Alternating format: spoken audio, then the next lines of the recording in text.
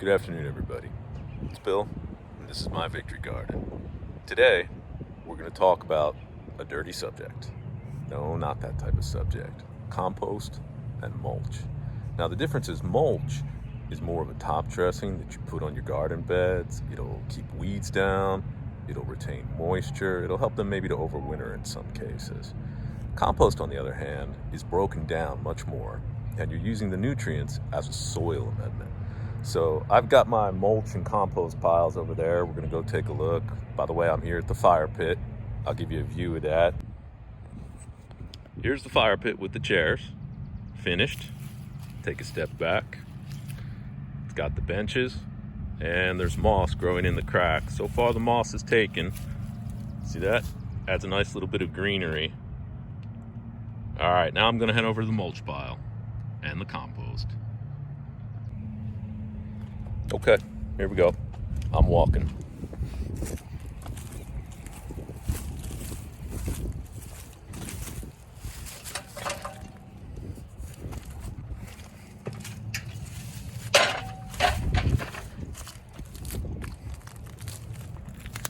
You can see that I've got a windscreen fence around them. Here's an outside look. There's 3 different mulch piles that I have. Area 1, Area 2, and here's Area 3. We're at the compost area of the mulch and compost piles that I have.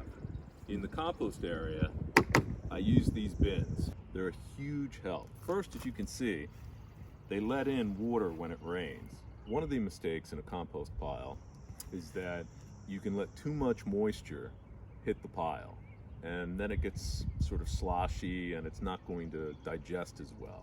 So this kind of self-regulates. It only lets so much in, and either way it comes out the bottom.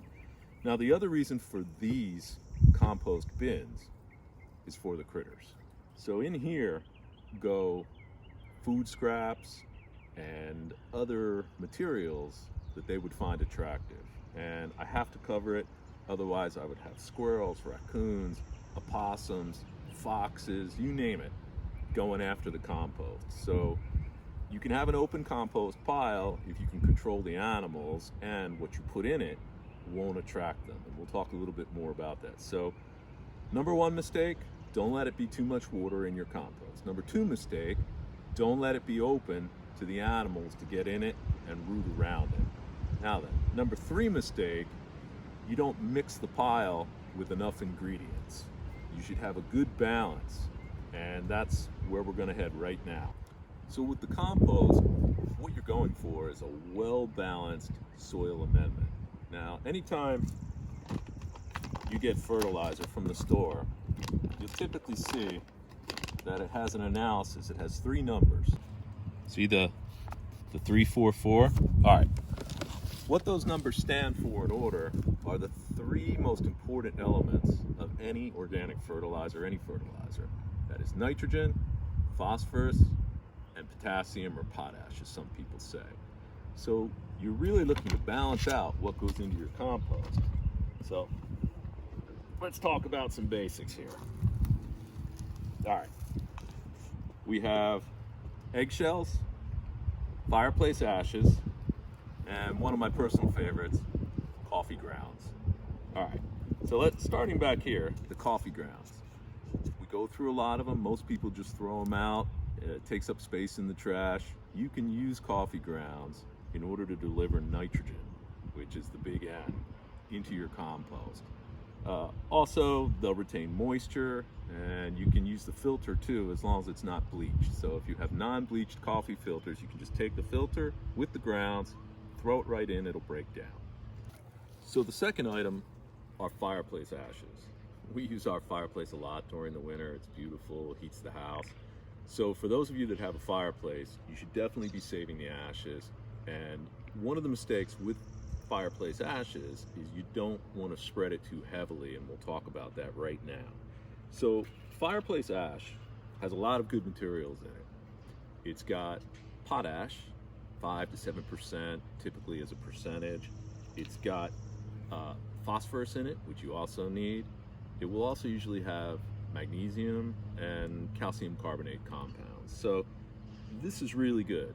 Another mistake is if you're going to use your fireplace ashes, for goodness sakes, don't burn anything in the fireplace that's going to have chemicals, that's going to be colored newspaper, things like that. You want to keep your fireplace ashes pretty much just wood.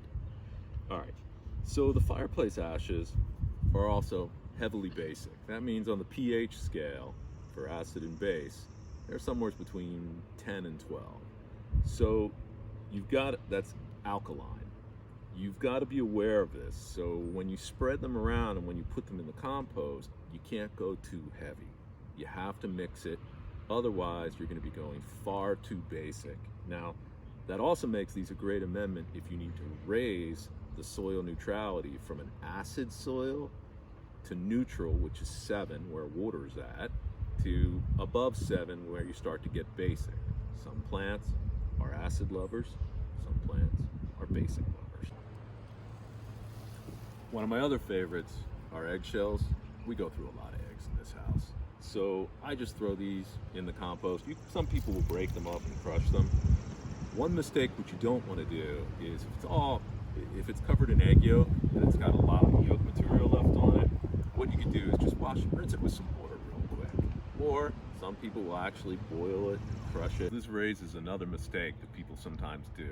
You do not want to put meat or oils or fats into your compost pile.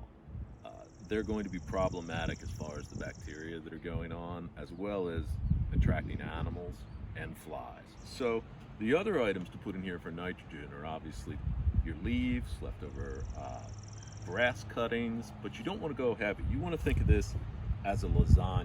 You are building lasagna layer by layer. You want your nitrogen, phosphorus, potassium balance, and you want to do it with multiple materials, and you want to make sure they're clean. So these are mistakes that people with compost piles make.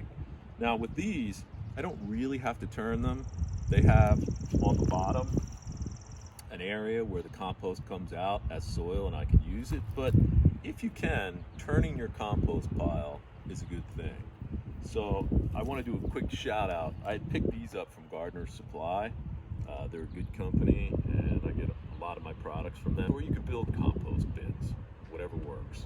How do I get these food items and the fireplace items from the house out here to the mulch pile? This little baby, this sits on our kitchen counter. You can do whatever type you want. They have multiple different types of these little scrap buckets. In this case, it's stainless steel, although this one's been around for a while. And some people, you could just throw the materials right in. I find that a little bit of liquid tends to build up. You know, the coffee's moist, the eggs, if you've rinsed them, are moist. So it depends, but one of the ways you can beat that are these. These bags are made of cellulose. It is compostable. It will break down in your compost bin. So what you can do is use them as liners. Just open them up, put them inside your bucket. Now then, you take the 3 basic materials as an example, dump this, dump the eggshells, and dump the fireplace ashes, and just close it, set it aside on the counter and leave it. When the bag gets full, you're going to want to empty it. You just carry it out to wherever your compost bin is, drop it right in, set it, forget it, go to your next bag. All right, so this is my mulch/compost pile number 2. Look, we're not all perfect, so we get a pretty cold winter here, and over the winter, I don't tend to turn these bigger piles. I mean, you should probably turn them if you can. So now that the garden's ramping up and spring is here, I'll probably get to flipping this whole pile, but as you can see underneath, this is actually a great color to begin with. This is the type of color you want to see in the soil. You want to feel the consistency. I mean, I'm still going to let it cook more, but underneath here, there's going to be black gold. This is the right stuff. Worms are always a good sign as well. If you can catch that little guy there. Worm here, worm there.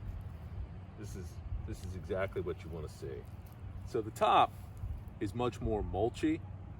I don't really have a need for that right now. I think I'm going to focus on trying to let this cook a little bit longer, turn into compost.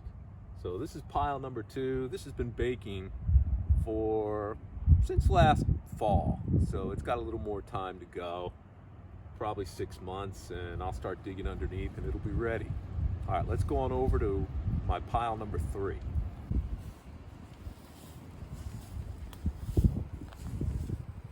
Okay, this is pile number 3. This is my newest pile. So this has a lot of the spring cleanup items in it. It's going to need to cook the most. You can see that there's a lot of hay on top. We get that from the goats. And so I use the hay as a top dressing, or sometimes I'll shift it around and it'll have a longer time to bake. But even under this pile, you can see here, this is pretty good stuff. This is already the right color. It's almost ready. I could use most of this that's under here, and it's got a great balance. So I encourage the mulch pile, I encourage the compost pile. In the scheme of it all, though, you do have to be careful about mistakes, and you can make mistakes with a pile. I mean, they're not going to be fatal mistakes, nothing like that, so don't get stressed over it. But you want to keep the mistakes in mind. So you don't want too much water going into your pile. You want to occasionally aerate your pile if you can, though I understand over winter. You want to mix your materials, make your lasagna. So not making a lasagna, that's a mistake. You want to balance those materials between nitrogen, phosphorus, and potassium. You want to try and mix in eggshells for calcium and other nutrients, kitchen scraps. You want to cover the kitchen scraps. Don't leave them open for critters. That's another mistake. All right? You want to create that lasagna layer and have it protected so the animals, flies, and other things aren't going to get in there if you accidentally use, mistake again, don't use meats, don't use fats, don't use oils. You really want to stick to vegetables. You can use the eggshells, the coffee grounds, as I said, the fireplace ashes. These are all good things to throw in and be mindful of. I think another mistake with the mulch pile is where you put it. You know, you want to get it kind of out of the way for things. You want to fence it in so it's got a little protection from the wind. These are all things to focus on. Anyway, that's it for compost and mulch. This is Bill with My Victory Garden. You garden on now. Have a great day.